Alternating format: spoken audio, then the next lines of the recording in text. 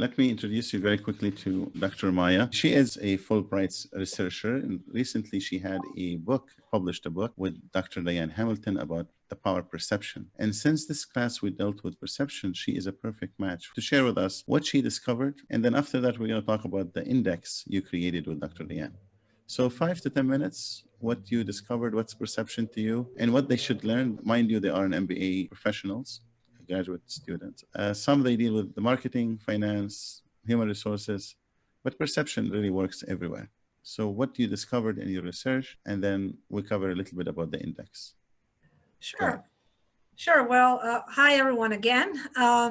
Dr. Diane Hamilton and I, we reviewed several different concepts as we were doing a lot of academic research ventures.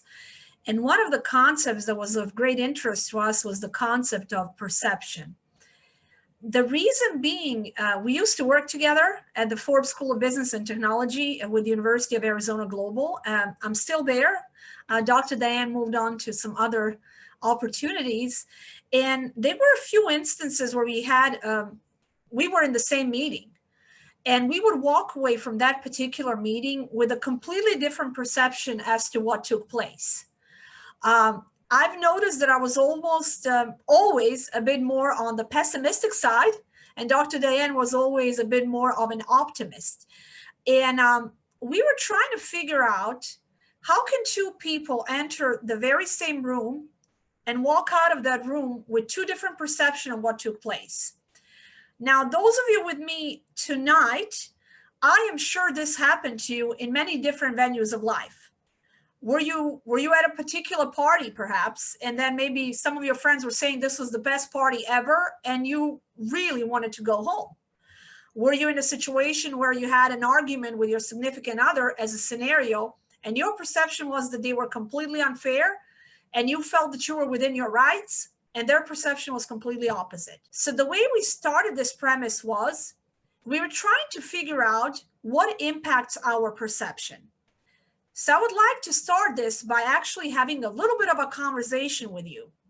Think about your perception, and who wants to tell me, what do you feel? What impacts your perception and how you perceive? So who would like to answer that question? My background is the first thing that affects my perception. Okay, so you feel that your background, and now you're talking about your life experiences. Are you talking about your cultural background? Culture background, and like early life before arriving in the US, for example. Okay, so your life prior to the arrival within the United States. Perfect. Okay, excellent. Anyone else? Sorry, Andrew. Go ahead, Andrew. Andrew or Michael? Go ahead. I was just saying my mood in the moment. Okay. Okay. Going back to my party example, sometimes just having one beer can improve and increase your level of, or your perception of that party. All of a sudden the party's happening, as opposed to maybe you had a very tough day at work and you came tired. And at that point of time, you're just thinking about going home, not because the party is lame, but because of the fact that something happened prior. And there was another gentleman that wanted to mention something. It was kind of in line actually with what you just said. I think my physiology, my anatomy, my serotonin levels, things that are more innate in the way I'm built. And you know what? That is quite interesting, because we studied many different variables. And one of the variables that would be really wonderful for future studies would be some of those physical characteristics that we actually did not dwell on too much. However, there were a few things that we're really focused on. So Nash had said cultural upbringing. So actually the culture plays a very significant part. Our life experiences, which may or may not be correlated with our culture. Some of our life experiences are very much connected to our culture. The others are not. So life experience as a separate segment. Our gender. Okay, so we kind of have an even split here in the room, ladies versus gentlemen. How can our gender impact our perception? Can I hear from one of the ladies? What's your opinion? How's our gender impacting our perception? Catherine. Well, for a female, I tend to gravitate towards those of the opposite sex that are sort of similar to how I think I present myself, like a little bit more not out there.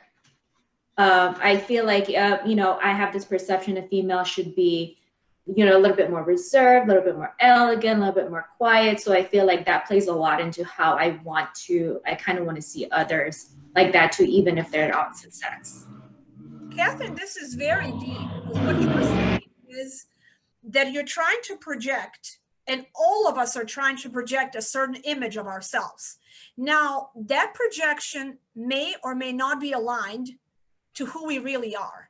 Because sometimes we're putting up that front. Why? To protect ourselves, to make better decisions. But what you're saying is, I'm projecting what I want the others to see, and it appears I'm seeking in others what I'm projecting, which again, maybe or may not be aligned to who you really are at the very core. Okay, so that is excellent.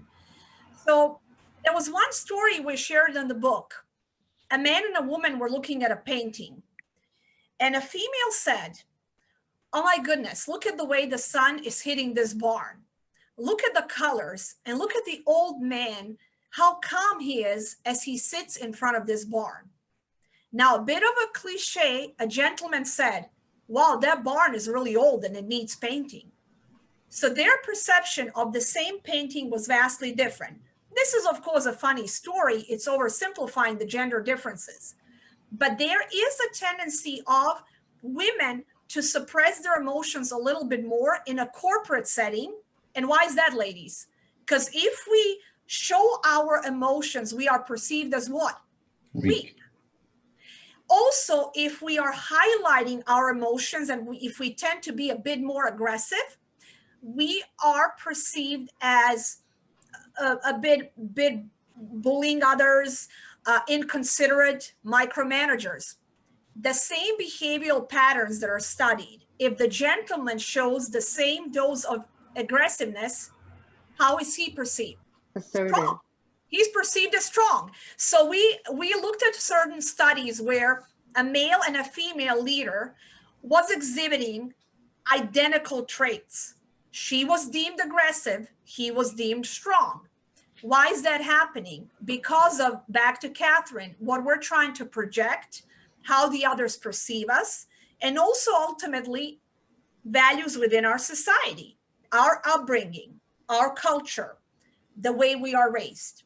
So we just talked about the culture. We talked about the life experiences. We talked about the gender differences. Now, and I think it was either Andrew or Michael mentioning the mood. I think this was Andrew, the mood that you're in. So your perception can be completely changing depending upon the set of circumstances pertaining to a particular situation. Does anyone have an example where you felt that your perception was completely wrong? And why was it wrong? Does anyone have a story to share? Andrew? I feel like in a meeting, I've, kind of been getting educated on maybe a new topic, like as a newcomer to a team. I feel like I've maybe had a different perception just because of my experience being the new person, not necessarily tracking with like the historical background. So maybe that's an example. A lot of times in a corporate setting, because we wrote this book with the mindset of helping global business leaders. How can power of perception impact the global business leadership? However, the perception impacts all of our areas of life. So every single time you encounter someone, for example, right now as I'm talking, you perceive me a certain way. What impacts your perception of me? I may remind you of someone. I may have an annoying voice.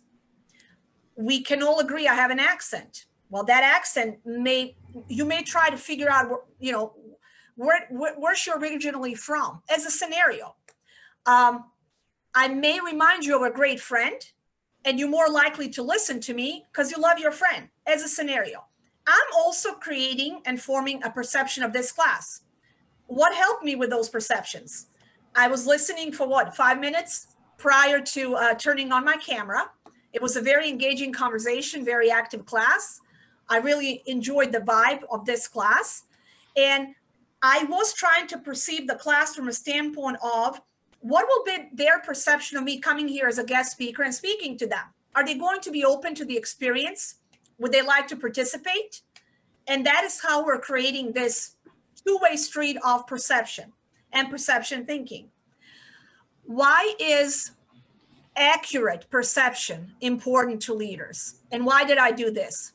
Is there such a thing as a true business reality? Who's going to take this? Let's go with Luke. Is there such a thing as a true business reality? Sure. I mean, it's what you make of it, right? So every person has a different perspective. Yeah. Simple answer, yes, I think so. Okay. And you said something great. Each one of us has a different perspective pertaining to a reality within a particular business. So successful leaders are trying to align these multiple realities into something that is as close as possible what they're trying to project for that business. Right. You and I, Luke, you and I can work at the same company. I may love my job, you may hate your job. You think the organizational culture is completely off. I think the organizational culture is wonderful. It's inclusive, open-minded. I can share my feedback. Everyone wants me to participate. You may feel they're suppressing your creativity. It is not innovative enough. So what kind of company is this? Well, it really depends. We need more samples. So if all of us are working together, depending upon the perception of all of us combined, accounting for the cultural differences, gender differences, experience, life experience differences, prior work experiences, we may come as closely aligned to that fluid concept of a true business reality.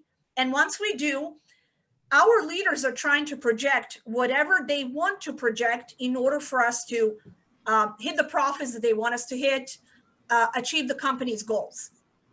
Now, successful leaders need to polish their perception. So successful leaders need to continuously work in order to better their perception.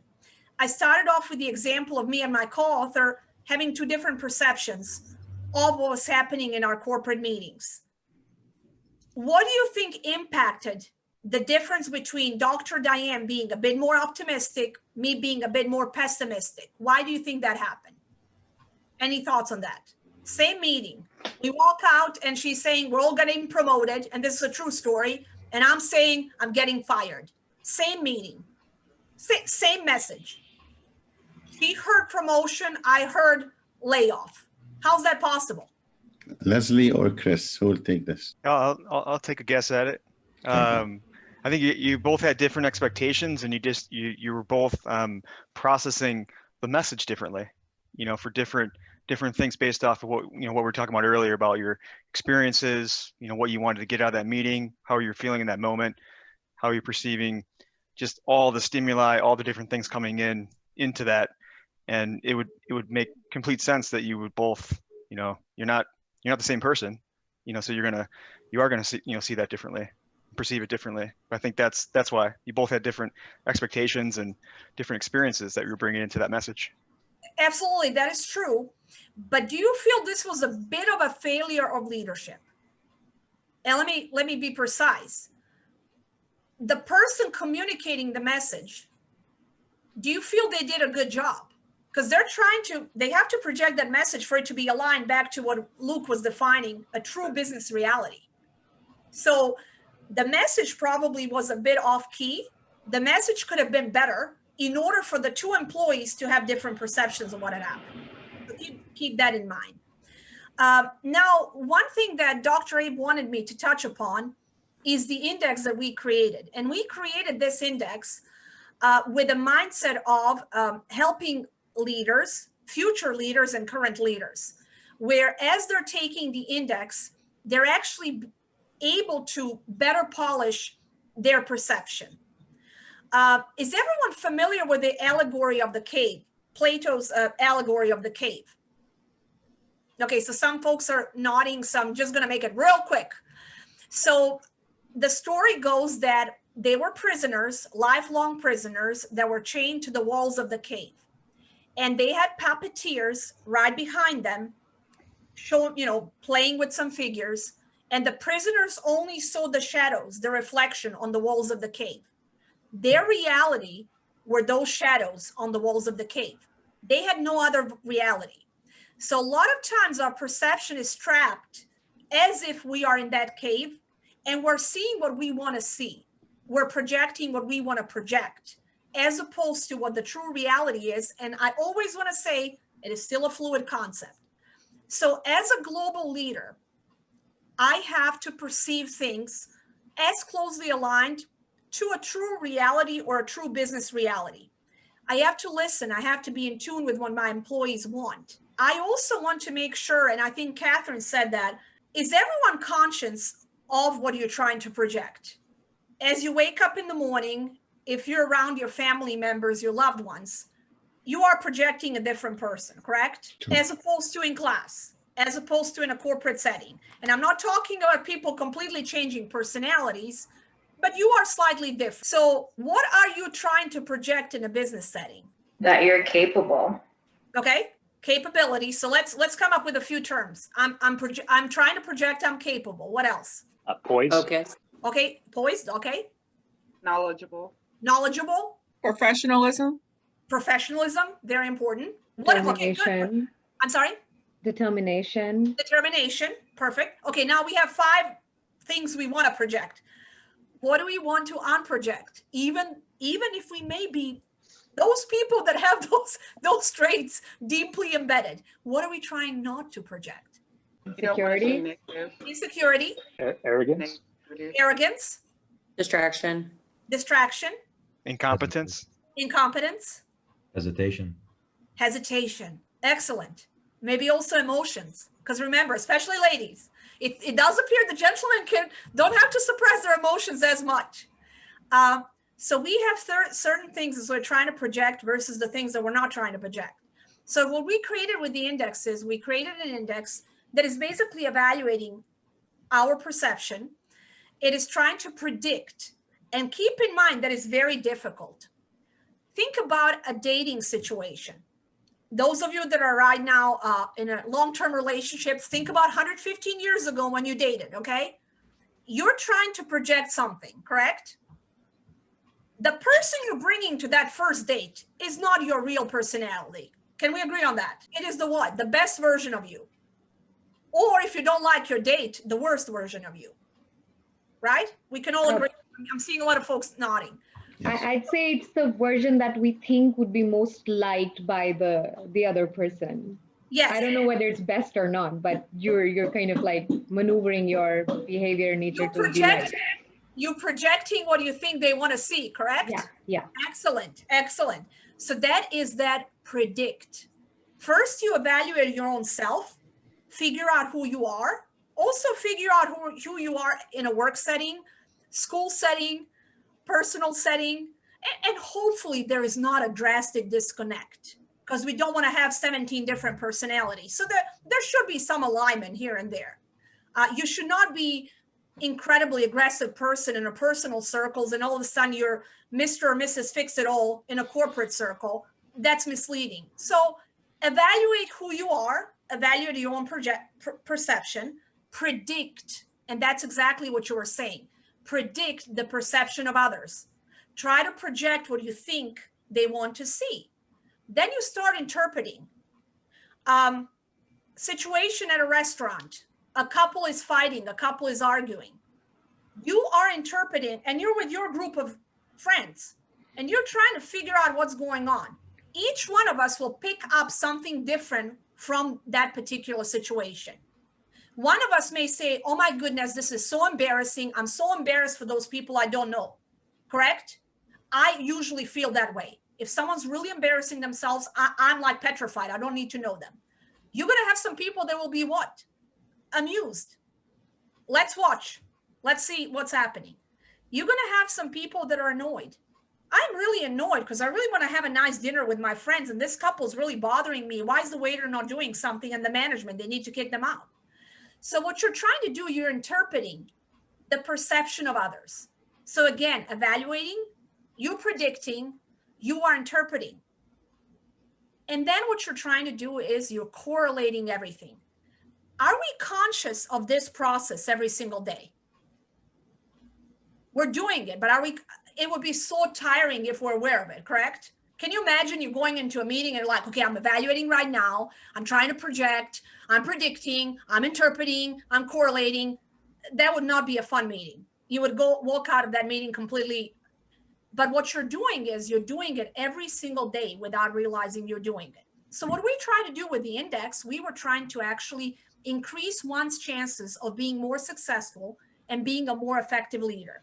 So what we try to do is you assess where you stand on the perception scale, which variables impact your perception, and then ultimately what you can do to make it better. I've defined it for myself. I am trying. I'm still a work in progress. All of us are work in progress. And I don't know that there's one single person, regardless of the age. And I'm looking at your faces. I'm gathering. Many of you are much, much younger than I am. Not trying to scare you. We're still work in progress. So I know that I will still, probably till the day I die, take some things a bit too personally. I can tweak that a little bit. I can suppress that a little bit. I can fake it a little bit in a corporate setting, but Dr. Abe knows me very well. I will take some things personally, okay? That is an opportunity for me.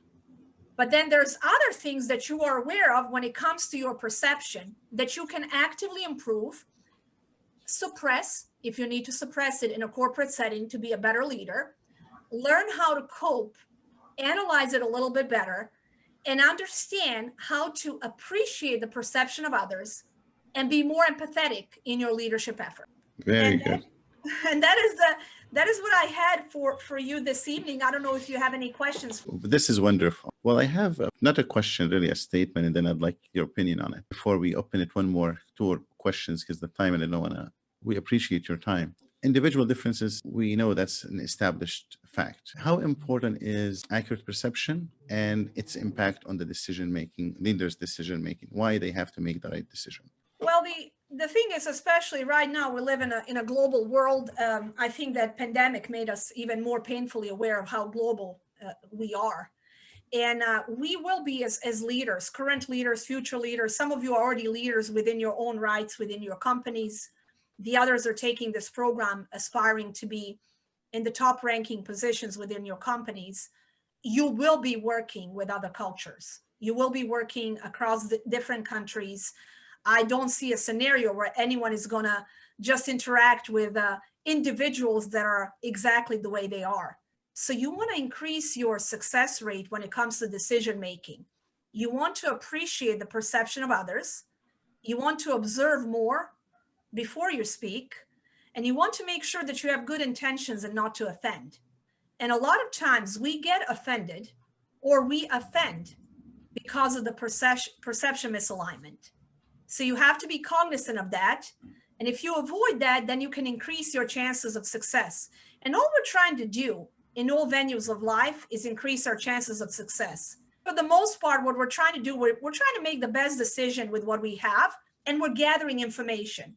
And that information gathering is also predicting perception of others, trying to project, again, back to the point of what they're trying to see, or maybe as closely aligned to what I'm trying to present to others, and then gather all the info to make better decisions. Good. In your book, you covered a topic I covered with the class. You termed it suspend your belief. I call it suspend your judgment. Touch on that a little bit, please.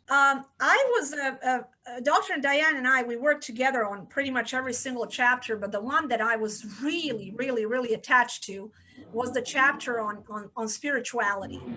And we were not necessarily talking pertaining to the religion. We touched upon religion, but keep in mind, perception is everything. So you don't want to offend, you don't want to make assumptions. So we were talking about within the concept of spirituality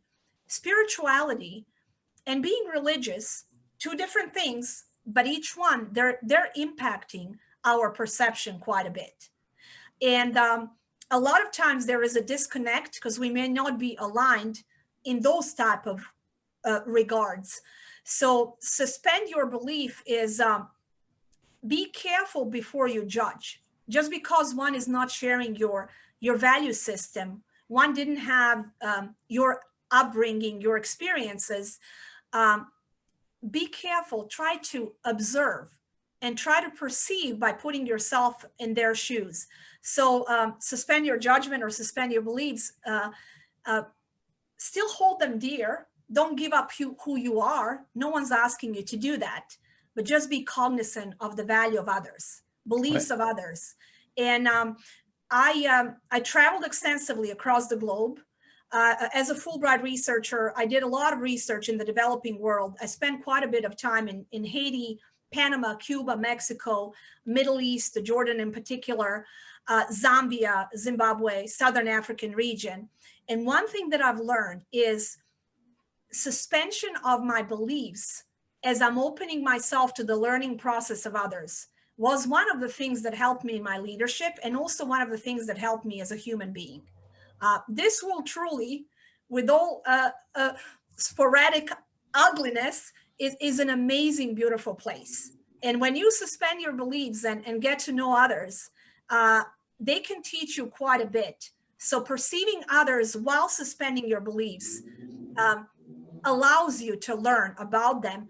That is, yet again, not to say give up who you are. Still hold your beliefs dear to your heart, but learn about others.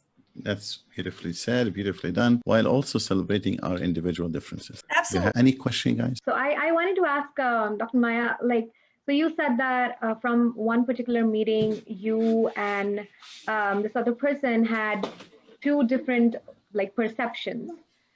What, according to you, could the leader of that meeting have said to communicate it better and have a consistent message?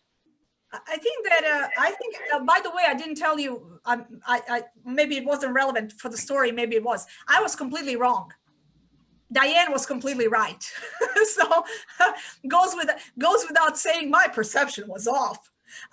Going back to one of the gentlemen, was it you, Andrew? I went into that meeting in a horrific mood. And I literally was not open to the learning process. Whatever I was hearing is probably, the leader could have been more concise in his comments at the time, and also could have been a little bit more precise with when you talk about changes, when you talk about expansions, when you talk about drastic changes and needing to adapt to changes. Different people hear different things. I miss the word expansion because had I dwell only on that word, I probably wouldn't go out being like scared. But with that said, Dr. Diane was absolutely right. I was absolutely wrong. And I also noticed this in many different venues of life. I said to myself, I sometimes have to suppress my tendency of overthinking, overanalyzing, and then worrying. I sometimes tend to write down 10 scenarios of what can go wrong versus what are all these motivational speakers telling us? Write 2 sentences, what can go right? And, so I'm aware of it and I'm actively changing. And she also admitted that not a mistake necessarily, but the admission. She said, I was wrong. And this is one part a leader should admit so they can improve. Thank you so much. Thank you. That's a quick question, Dr. Maja. Okay, last question. So in terms of suspending your judgment, are there objective truths or perception, like let's say good and evil, across cultures, across time? Have you seen anything in that regard? Yes, and actually I was dwelling on it quite a bit in my business ethics class. We are talking about a suspension of our judgments and embracing the values of others. But there is always that big dilemma whether there are those things that are considered universally wrong. And I think we all can agree on that regardless of the culture. However, the list may be slightly different depending upon who you talk to. But I think no matter the culture, the universal moral wrong would be killing another human being. We talk about forced marriage or forcing a child into marriage, something along those lines. However, the reason why I said the list may be slightly different, we can talk about maybe the 5 or 6 pillars that are wrong no matter the culture, but then you start getting into a gray area. And my personal opinion, Michael, is that there are those things, whether you want to call them evil, whether you call them whatever you want to call them, that are completely wrong, no matter the suspension of your beliefs, no matter they are wrong, and there's no way around it. I'm just going to mention one more example. For example, child labor is completely perceived wrong in the Western Hemisphere. Let's talk about child labor. God forbid, not abusing children, I'm talking child labor. There are countries in the world, if their children are unable to work, the families die of starvation. Mm-hmm. So at that point of time, you talk about the relative perspective on that versus child abuse, wrong, no matter, I don't care the culture, I don't want to talk about it. But child labor, different perception. Thank you. Everybody satisfied? She can give us all her time, you know. She's a very generous person. Thank you, Dr. Abe, for Thank you. Of this course. was beautiful. Thank you. Good luck, guys, with your MBA program. It was a pleasure meeting you all. Thank Bye-bye. you. You be safe. Full talk. Bye-bye.